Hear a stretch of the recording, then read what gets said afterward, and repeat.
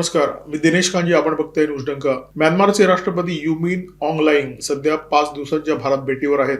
2021 मध्ये म्यानमारमध्ये सत्तांतर झालं, लष्कराने बंड केलं, लोकशाही राजवट उलथून टाकली. ऑंग लाईंग यांनी देशाची सूत्र स्वीकारली, राष्ट्रपती पदावर ते विराजमान झाले.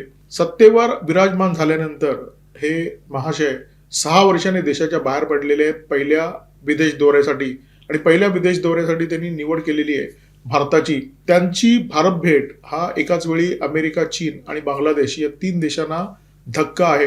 म्यानमारचे राष्ट्रपती भारत भेटीवर आलेले आहेत. लष्करी राजवटीची सूत्र ज्यांच्या हाती आहेत ते भारत भेटीवर आलेले आहेत. आणि या लष्करी राजवटीच्या विरोधात जी अराकान आर्मी लढते आहे त्यांच्याशी सुद्धा भारताचे अत्यंत गोड संबंध आहेत. एकाच वेळी 2 दगडांवर पाय ठेवण्याचं मोदी सरकारचं जे कसब आहे ते इथे सुद्धा स्पष्टपणे दिसलेलं आहे. आणि याच विषयावर या व्हिडिओमध्ये बोलणार आहोत. परंतु व्हिडिओ सुरू करण्यापूर्वी एक छोटीशी विनंती, आमचा चॅनल सबस्क्राईब करा आणि जर आवडला तर व्हिडिओ लाईक करा, शेअर करा, हाईप करा. ऑंग सान स्यू की या महिलेबद्दल आपण ऐकलं असेल. म्यानमारचे लोकशाहीवादी नेते आहेत, नोबेल विजेते आहेत. 2021 पर्यंत यांच्याच नॅशनल लीग फॉर डेमोक्रेसी या पक्षाची म्यानमारमध्ये सत्ता होती. बंड झालं, लष्कराने सत्ता ताब्यात घेतली. त्याच्यानंतर ऑंग सान स्यू की यांची रवानगी नजरकैदेमध्ये करण्यात आली. खरं तर भारताशी यांचे घट्ट संबंध आहेत. भारतामध्ये यांचं शिक्षण झालेलं आहे. अनेक वर्ष त्यांनी भारतामध्ये व्यतीत केलेली आहेत. भारताचं या सगळ्या घडामोडींकडे लक्ष होतं. स्यू की यांची रवानगी नजरकैदेत झाली. त्यांच्या हजारो समर्थकांवर वरवंटा चालवण्यात आला. त्यापैकी अनेकांनी भारताचा आश्रय सुद्धा घेतला. भारत सरकारने खरं तर या लोकशाहीवादी राजवटीसाठी आवाज उठवला पाहिजे होता. लष्करी राजवटीशी पंगा घेतला पाहिजे होता. भारताने यापैकी काही केलं नाही. जुना भारत असता तर कदाचित झालं असतं. परंतु हा जो नवा भारत आहे, नरेंद्र मोदी यांच्या नेतृत्वाखालचा जो भारत आहे, तो भारत वैचारिक धुणीभांडी करण्याच्या भानगडीत पडत नाही. तेच करतो जे राष्ट्रहिताचं आहे. आणि त्यामुळे भारताने या लष्करी राजवटीशी संबंध प्रस्थापित केले आणि आपल्या देशाच्या सीमा सुरक्षित केल्या. म्यानमारमध्ये लष्करी राजवट प्रस्थापित झाली. यू मिन ऑंग लाईंग हे या देशाचे राष्ट्रपती झाले. अमेरिकेने या लष्करी राजवटीवर अत्यंत कठोर असे निर्बंध लादले. म्यानमारला जगामध्ये एकाकी पाडण्याचा प्रयत्न केला. चीन ही सगळी गंमत बघत होता. चीनने मौका साधला आणि चीनने या राजवटीला पूर्णपणे समर्थन दिलं. त्यांना पैसा पुरवला, त्यांना भांडवल पुरवलं आणि या देशामध्ये मोठ्या प्रमाणामध्ये बेल्ट अँड रोड हा प्रकल्प सुरू केला. पाकिस्तानमध्ये चीन चायना पाकिस्तान इकॉनॉमिक कॉरिडॉरची निर्मिती करतोय. म्यानमारमध्ये चीनने चायना म्यानमार इकॉनॉमिक कॉरिडॉरची निर्मिती करण्याचं काम हाती घेतलं आणि इथे एक खोल पाण्याचं बंदर चीन विकसित करतोय. कॉकप्यू असं या बंदराचं नाव आहे आणि हे बंदर चीनच्या दृष्टीने अत्यंत महत्वाचं आहे. चीनने म्यानमारमध्ये प्रचंड पैसा ओतलेला आहे, मोठी गुंतवणूक केलेली आहे. इथे मोठ्या संख्येने पायाभूत सुविधांची निर्मिती केलेली आहे. चीन हे का करतोय हे समजून घेण्याची गरज आहे. स्टेट ऑफ मलाक्का ही चीनची दुखरी नस आहे. चीनचं सगळं तेल, चीनचा गॅस याच मलाक्का स्टेटमधून हिंदी महासागरामध्ये येतो आणि तिथून नंतर चीनपर्यंत पोहोचतो. भविष्यात जर भारत आणि चीनचा काही पंगा झाला, चीन आणि अमेरिकेचा काही पंगा झाला, तर पहिल्यांदा हे दोन्ही देश मलाक्का स्टेटची कोंडी करणार आणि चीनचा श्वास बंद करण्याचा प्रयत्न करणार. इंधन पुरवठा बंद झाला तर एखादा देश फार काळ तग धरू शकत नाही. अमेरिकेला हे माहिती आहे आणि चीनला सुद्धा माहिती आहे. आणि त्याच्यामुळे मलाक्का स्टेटची जी डोकेदुखी आहे ती टाळण्यासाठी म्यानमारमधून थेट तेल आणि गॅस चीनच्या युआन प्रांतातल्या कुनमिंग शहरापर्यंत पोहोचेल असा प्रयत्न चीनकडून सुरू आहे. इथे तेल आणि गॅसच्या पाईपलाईन टाकण्यासाठी चीनने अब्जावधी डॉलर उठलेले आहेत. सिटिक ग्रुप ही चीनची सरकारी कंपनी आहे. ही कंपनी क्योकप्यू या खोल पाण्याच्या बंदराचा विकास करते. या बंदराचा संबंध सुद्धा चीनच्या इंधन पुरवठ्याशी आहे. मंडाले आपल्याला माहिती असेल, जिथे लोकमान्य टिळकांना ब्रिटिशांनी कारावासामध्ये ठेवलं होतं, तर त्या मंडालेपासून थेट हिंदी महासागरापर्यंत हायस्पीड रेल्वे आणि हायस्पीड हायवेचं एक जबरदस्त नेटवर्क चीनच्या माध्यमातून विकसित करण्यात येत आहे. भारताचा जो अंदमान निकोबार बेटांचा समूह आहे त्या समूहापैकी एक बेट आहे लॅडफॉल. लॅडफॉल पासून 50 ते 60 किलोमीटरच्या अंतरावर म्यानमारची कोको बेटं आहेत. आणि या कोको बेटांवर चीनी नौदलाच्या बऱ्याच हालचाली भारतीय उपग्रहांनी टिपलेल्या आहेत. इथे एका धावपट्टीची निर्मिती करण्यात आलेली आहे. रडार स्टेशन बनवण्यात आलेलं आहे आणि लष्करी दृष्ट्या उपयुक्त अशा अनेक पायाभूत सुविधा इथे विकसित करण्यात आलेल्या आहेत. आणि भारतीय गुप्तचर यंत्रणांना असा संशय आहे की आपल्या ज्या क्षेपणास्त्र चाचण्या होतात ओडिशाच्या चांदीपूरमधून, त्याच्यावर पाळत ठेवण्याचं काम या कोको बेटांवरून चीन करत असतो. 2021 मध्ये म्यानमारमध्ये लष्करी राजवटीची स्थापना झाल्यानंतर अमेरिकेने जर त्यांची कोंडी करण्याचा प्रयत्न केला नसता, या राजवटीला एकाकी पाडण्याचा प्रयत्न केला नसता, तर कदाचित चीन म्यानमारमध्ये इतका घुसू शकला नसता. सत्ता स्थापन केल्यानंतर या राजवटीला पहिल्या दिवसापासून चीनने समर्थन दिलेलं आहे, कारण त्यांना माहिती आहे की अमेरिका या राजवटीच्या विरोधात आहे. सत्ता स्थापन केली लष्करी राजवटीने 2021 मध्ये. त्याच्यानंतर 6 वर्षाने या सत्तेचे जे प्रमुख अधिपती आहेत, म्यानमारचे राष्ट्रपती यू मिन ऑंग लाईंग पहिल्या विदेश दौऱ्यावर बाहेर पडतायत आणि त्यांनी या दौऱ्यासाठी भारताची निवड केलेली आहे. तुम्हाला प्रश्न पडला असेल की त्यांनी चीनची निवड न करता भारताची निवड का केलेली आहे. चीन जेव्हा एखाद्या देशाबरोबर हातमिळवणी करतो, त्या देशामध्ये आपला बेल्ट अँड रोड प्रकल्प राबवायला लागतो, प्रचंड मोठ्या प्रमाणात गुंतवणूक करतो. त्यानंतर हळूहळू काही गोष्टी व्हायला लागतात. चीन या देशामध्ये असा घुसायला लागतो की चीनशिवाय या देशाचं पान सुद्धा हलत नाही. म्हणजे युरोपामधल्या अनेक देशांची ही परिस्थिती झाली आणि त्याच्यानंतर इटलीसारख्या देशाला असं उमगायला लागलं की आपण चीनवर इतके अवलंबून आहोत की चीनशिवाय आपलं पान सुद्धा हलत नाहीये आणि जर वेळ पडली तर चीन आपला हात पिरगळू शकतो. आणि जेव्हा हे देश भानावर येतात तेव्हा ते प्रयत्न करायला लागतात की चीनवर आपलं जे अवलंबित्व आहे ते संपवायला हवं, आपण दुसरा एखादा ठोस पर्याय निर्माण करायला हवा. म्यानमारचे जे राष्ट्रपती आहेत यू मिन ऑंग लाईंग यांना सुद्धा हीच उपरती झाली आणि त्याच्यानंतर त्यांच्या समोर जे पहिल्या देशाचं नाव आलं तो देश म्हणजे भारत. म्यानमारच्या कचिन प्रांतामध्ये रेअर अर्थ मिनरलचे सगळ्यात मोठे साठे आहेत आणि या साठ्यांची सध्या चीनकडून प्रचंड मोठ्या प्रमाणात लूट सुरू आहे आणि या साठ्यांचं पूर्ण नियंत्रण चीनकडे आहे आणि भारताची या साठ्यांवर नजर आहे. भारताला भविष्यामध्ये सेमीकंडक्टरच्या क्षेत्रामध्ये खूप मोठी झेप घ्यायची आहे. सेमीकंडक्टर चिपच्या निर्मितीमध्ये भारताला जगामध्ये अव्वल बनायचं आहे आणि जर हे भारताला शक्य करायचं आहे तर म्यानमारचे जे रेअर अर्थचे साठे आहेत ते भारताच्या नियंत्रणात हवे. म्यानमारचं हे जे रेअर अर्थ आहे ते भारतात येण्याचा मार्ग खुला करणं अत्यंत गरजेचं आहे आणि त्या दृष्टीने म्यानमारच्या राष्ट्रपतींच्या या दौऱ्यामध्ये काही करार मदार होण्याची दाट शक्यता आहे. अमेरिकेचे secretary of state Marco Rubio अलीकडेच भारत भेटीवर आले होते. ते थेट दिल्लीमध्ये आले नाहीत, कोलकात्यामध्ये आले. दिल्लीमध्ये असो किंवा कोलकात्यामध्ये त्यांचं अत्यंत थंड स्वागत झालं. कनिष्ठ दर्जाच्या अधिकाऱ्याने विमानतळावर त्यांचं स्वागत केलं. त्याची तुलना आता म्यानमारच्या राष्ट्रपतींच्या स्वागताशी होते. ते सुद्धा थेट बिहारमध्ये गेले. बिहारमध्ये त्यांनी बोधगयेचं दर्शन घेतलं. विमानतळावर त्यांचं स्वागत केलं निवृत्त लेफ्टनंट जनरल सय्यद अता हसनैन जे बिहारचे राज्यपाल आहेत. आता मार्को रुबियो हे जरी अमेरिकेचे राष्ट्रपती नसले, अमेरिकेचे सेक्रेटरी ऑफ स्टेट असले आणि म्यानमारचे राष्ट्रपती लाईंग यांच्या आणि त्यांच्या पदामध्ये खूप फरक असला तरी दोन्ही नेत्यांच्या भारत भेटीची तुलना मात्र निश्चितपणे होते. रुबियो यांच्या स्वागताचे जे फोटो आहेत त्याची तुलना जर लाईंग यांच्या फोटोशी केली तर लक्षात येतं की भारताने म्यानमारच्या राष्ट्रपतींचं स्वागत अत्यंत दणक्यात केलेलं आहे, अत्यंत जल्लोषात केलेलं आहे.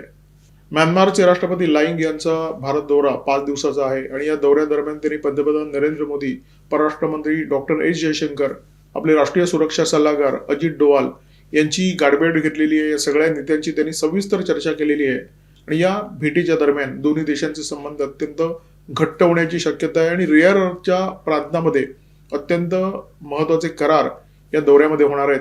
म्यानमारमध्ये जे 2021 साली सत्तांतर झालं त्याच्यानंतर अनेक शरणार्थी भारतामध्ये आलेले जे लष्करी राजवटीच्या वरवंट्याखाली रगडले जात होते आणि ते जे शरणार्थी आहेत त्यांनी लाईंग यांच्या या दौऱ्याचा विरोध करण्याचा प्रयत्न केला, निदर्शनं करण्याचा प्रयत्न केला, परंतु या दौऱ्याला कुठेही गालबोट लागणार नाही याची काळजी भारत सरकारने घेतलेली आहे.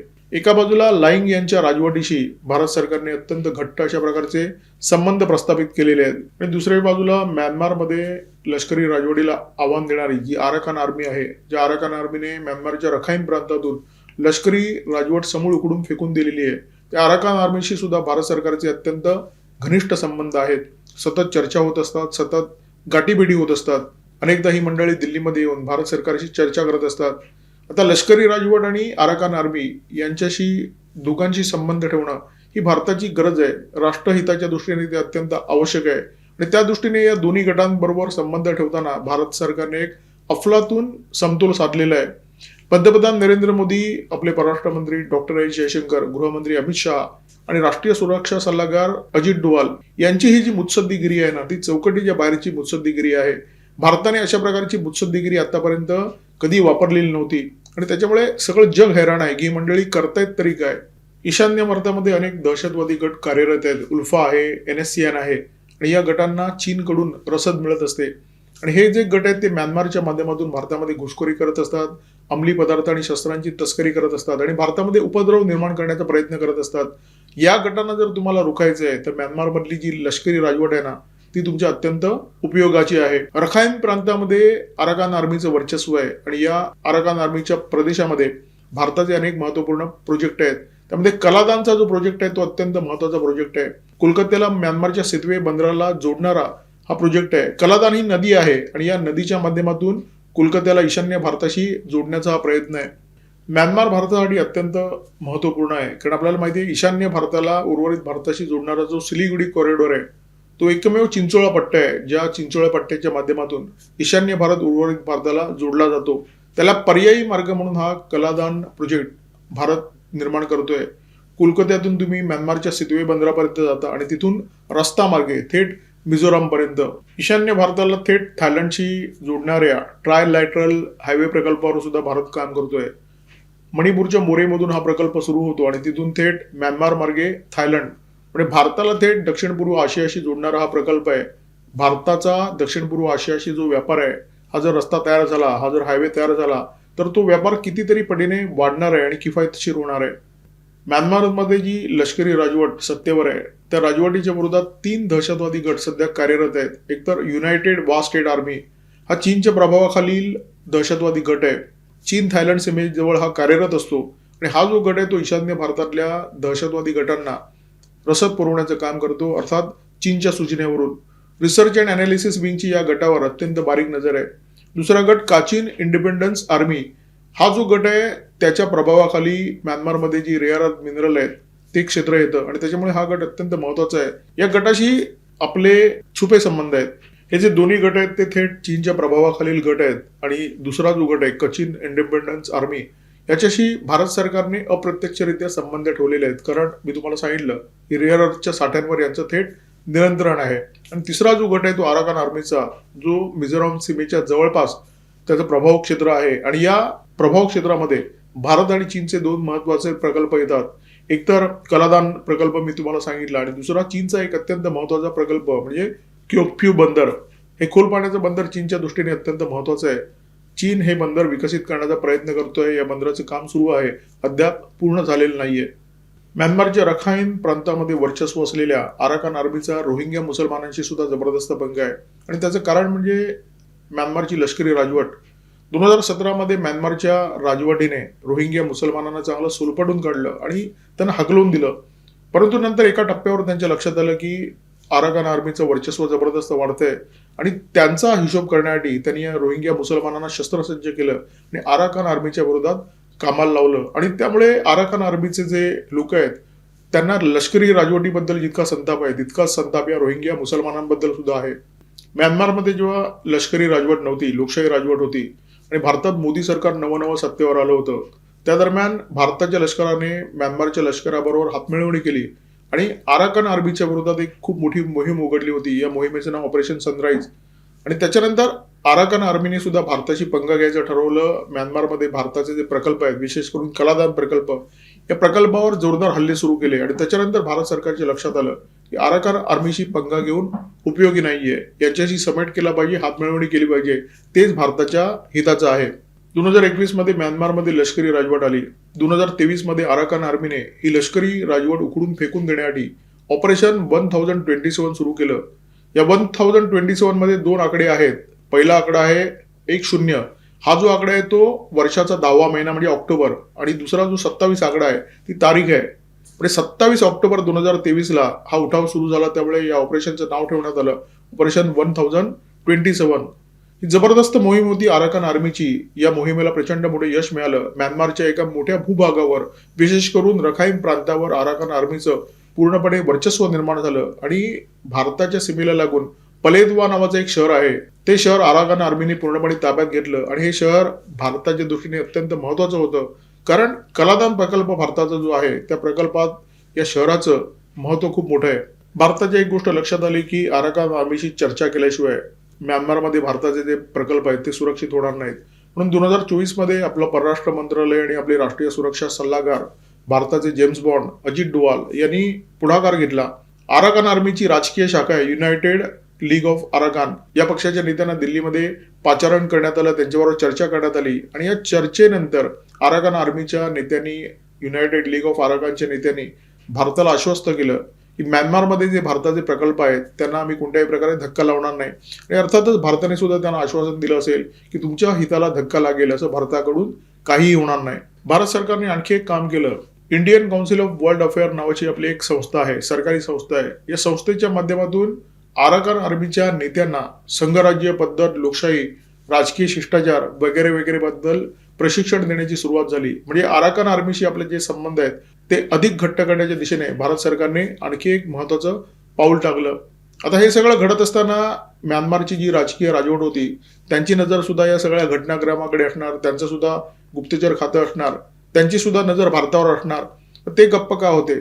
त्याचं उत्तर असं आहे, 2023 मध्ये आराकान आर्मीने जेव्हा लष्करी राजवटीच्या विरोधात उठाव केला त्याच्यानंतर लष्कराचे अनेक सैनिक भारतामध्ये पळून आलेले शरणार्थी म्हणून आणि भारताने त्यांना आश्रय दिला होता. भारत सरकारच्या डोक्याला खूप मोठा ताप झाला होता, कारण या लोकांना परत पाठवणं अत्यंत गरजेचं होतं आणि आराकान आर्मीचं सहकार्य जोपर्यंत मिळत नाही तोपर्यंत लष्कराच्या या जवानांना म्हणजे म्यानमार लष्कराच्या या जवानांना परत म्यानमारमध्ये पाठवणं अशक्य होतं. तिथे भारताने आराकान आर्मीशी जे संबंध आहेत त्या संबंधाचा वापर केला, त्यांना समजावलं आणि लष्करी राजवटीचे हे जे जवान भारतामध्ये आश्रयाला आले होते त्यांची सुखरूप परत पाठवणी केली. म्हणजे आराकान आर्मीशी भारताचे जे संबंध आहेत ते तिथल्या लष्करी राजवटीच्या सुद्धा पथ्यावर पडलेले आहेत आणि त्याच्यामुळे या संबंधांकडे त्या लष्करी राजवटीने सुद्धा दुर्लक्ष करण्याचं धोरण स्वीकारलं. म्हणजे तुमच्या लक्षात आलं असेल की एका बाजूला भारत सरकार लष्करी राजवटीशी सुद्धा मधुर संबंध ठेवून आहे, इतके मधुर संबंध की तिथल्या राष्ट्रपतींना पहिला विदेश दौरा भारतामध्ये करावासा वाटला आणि दुसऱ्या बाजूला आराकान आर्मीशी सुद्धा आपण चांगले संबंध ठेवून आहोत जेणेकरून म्यानमारमध्ये जे आपले प्रकल्प आहेत ते प्रकल्प सुरक्षित झालेले आहेत आणि या प्रकल्पांना आराकान आर्मीचं संरक्षण अशासाठी आहे, त्यांना माहिती आहे की जर विकास झाला तर लोकांचं भलं होईल, आपल्या लोकांचं भलं होईल. दोन दगडांवर पाय ठेवणं हे अनेकदा चुकीच्या अर्थाने बोललं जातं, घेतलं जातं, परंतु भारताने आपल्या परराष्ट्र नीतीमध्ये हे जे धोरण आहे ते इतकं उत्तमरित्या राबवलेलं आहे, त्याला काही तोड नाहीये. आणि एकाच वेळी इस्रायल आणि इराणशी उत्तम संबंध, एकाच वेळी अमेरिका आणि रशियाशी उत्तम संबंध, एकाच देशाच्या दोन गटांशी भारताने उत्तम संबंध ठेवलेले आहेत आणि आपल्या परराष्ट्र धोरणाची चुणूक दाखवलेली आहे, आपल्या मुत्सद्दीगिरीची चुणूक दाखवलेली आहे. या व्हिडिओमध्ये तुर्तास इथेच थांबतोय. व्हिडिओमध्ये माझ्यासोबत होते cameraman Omkar Bhagwat, video editor Ajay Shelke. Video जर आवडला असेल तर लाईक करा, शेअर करा, कॉमेंट बॉक्समध्ये व्यक्त व्हा, सबस्क्राईब करा न्यूज डंका आणि बेल आयकॉन दाबायला अजिबात विसरू नका. नमस्कार, धन्यवाद.